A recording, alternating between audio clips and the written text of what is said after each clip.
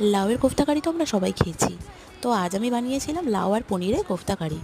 তো প্রথমে লাউটাকে আমি গ্রেট করে নিয়েছি, গ্রেটার দিয়ে এরকম করে গ্রেট করে নিয়েছি। এবার এর মধ্যে পেঁয়াজ কুচি, লঙ্কা কুচি, আদা রসুন বাটা, জিরে, ধনে, হলুদ গুঁড়ো, পনিরের টুকরো আর চালের গুঁড়ো 3-4 চামচ, বেসন 3 চামচ দিয়ে ভালো করে মেখে আমি কোফতার মতো ভেজে নিয়েছি। এবার কড়াতে সাদা জিরে ফোড়ন দিয়ে তার মধ্যে আলু আর পেঁয়াজটাকে ভেজে নিয়েছি লাল লাল করে। তার মধ্যে দিয়েছি টমেটো কুচি, তারপর দিয়েছি নুন। সবটা ভাজা ভাজা হলে তার মধ্যে আদা রসুনের পেস্ট, তারপরে দেবো লঙ্কার গুঁড়ো, লঙ্কা কুচি, নুন, হলুদ, জিরে, ধনের গুঁড়ো দিয়ে ভালো করে মশলাটাকে কষিয়ে নেবো।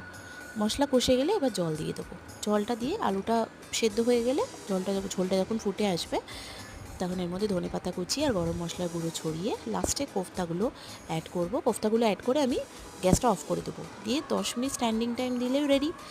আর এটার বড় রেসিপিটা পেজে দেওয়া